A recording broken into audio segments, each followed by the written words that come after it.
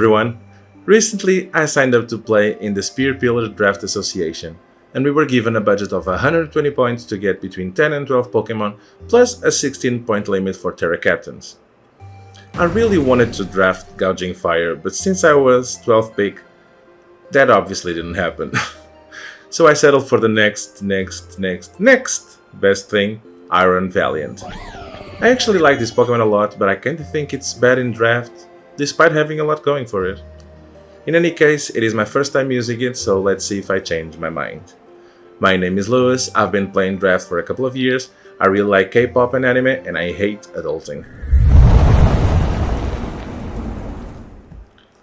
These Pokemon stats are kinda insane, along with a ridiculously diverse pool, makes Valiant a very solid and versatile offensive threat, especially if you consider it has access to Quark Drive and it can choose to get super fast or even stronger. On the other hand, it is frail, and even though it's fast, you can get outsped by common Scarf users. You don't want to use up the booster energy only to be forced to switch out. As I picked it, it was clear as water. I had to build around it, and try my best to make it shine. My first attempt at that was to pick Iron Threads. This Pokemon is an absolute beast in the hazards game, and that was the main reason I picked it. Entry hazard control is very important to this team. Not only can I set them up to get that juicy cheap damage, but also to make it more viable for my offensive Pokemon to wear power boosting items instead of boots. Not only that, Threads is also very good at dealing with poison and fairy types that might give it a hard time to Valiant. With a decent speed tier, great attack stat and pretty good bulk, Threads is bound to be one of the most important support pieces on this team. And maybe offensive too, you can do that as well. Another main piece in this puzzle is Ogerpon Earthflame. If I want my Valiant to bulldoze through a team, I need something to punch a few holes in it. Ogerpon is an amazing wall breaker with a great offensive typing and the coverage to go with it. It can hit super effectively most of its checks, even the ones relying on abilities like Unaware, as Mold Breaker goes through those with relative ease. It has to hold a mask as an item, and that's not great, largely because it's weak to hazards, but hey, that's what Threads is for. Rotom Wash is a classic at this point. Great pivot, amazing support capabilities, exquisite typing ability combination. This Pokemon is a solid member of every and any team. It is able to switch into enemy moves and tank them quite well, and hinder them with a stat condition, steal their item, pivot into a bigger threat, or set up on them even. It may not have the most diverse move pool offensively, but do not underestimate a setup Rotom or a Scarf Rotom. Before you know it, it has chipped through your whole team. Phew, there are 12 of these and we just finished number 4. Alright Lewis, you can do this, be a Poketuber. I picked Hydreigon for this team because it works perfectly with Threads and Valiant, covering each other's weaknesses.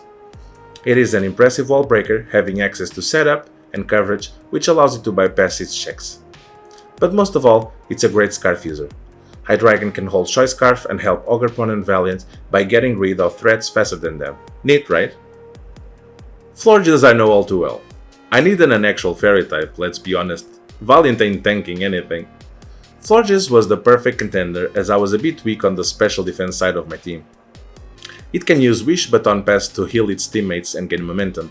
It's quite strong for a wall, and if the match calls for it, Florges can even set up and potentially sweep.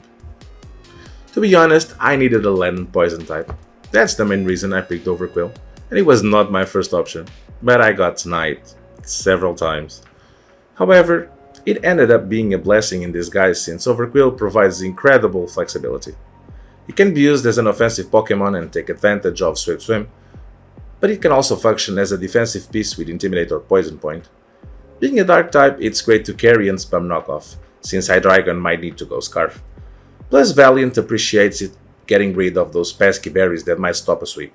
We're getting to the low tiers, and it shows. Drifblim is not an incredible Pokemon, but it has access to status-inducing moves, Defog and Recovery, so it can act as a very nice support teammate. It can also become a great offensive presence with its ability Unburden and Flare Boost, plus access to setup. To make that option more viable, I made Drifblim one of my Tera Captains. I picked both original types to get a much needed boost to its stabs, and also Tera Fairy for a better defensive type option. Farigiraf is a great bulky Pokemon, with some utility and a lot of firepower. It can fare nicely against offensive threats, with access to defensive setup, recovering, and moves like T-Wave and Foul Play. Being able to use Psychic Noise is a plus that lets Farigiraf even break some walls. And even though its speed is lacking, the combination of bulk and setup allows it to sweep when all the conditions are met. Especially if it can tera, which it can, because it's also one of my tera captains. I chose mostly defensive types like Fairy and Water, plus normal type, which is a bit of both. Let that hyper voice go crazy. Probopass is kinda horrible in draft because of its typing. But, and that's a big nose, if you slap a tera on it, Probopass becomes a menacing wall. With a whopping 145 defense stat and 150 special defense stat, it's gonna be hard to get rid of this thick Pokemon. And it's not gonna stand there and wait to be knocked out. Taunt helps it not get set up on. T-Wave hinders fast offensive threats. Pain, Split, and Rest help it stay healthy. It has access to rocks, and probably the most offensive move it can carry, Body Press. I gave it Tera Ghost to get rid of the 4-time weakness to fighting. Tera Poison for the same reason, and for being a good defensive type overall. And Tera Fighting, which allows it to trap fellow Steel types with its ability Magnet Pull and hit them for super effective boosted body presses. I don't count Ariados as a teammate. I had some points left and went for a Pokemon with access to sticky webs, no other reason really. And that's it. That's my team for the SPDA. I think it's a great team. It has good defensive core, great offensive presence, nice speed tiers, and a balanced type distribution. But what do you think? Is Valiant gonna shine on this team? Am I changing my mind about it? Let me know in the comments down below. If you enjoy draft content, consider subscribing and accompany me in this new SPDA journey. I'm really excited to share it with you. Thank you so much for watching, and I hope to see you very soon. Bye!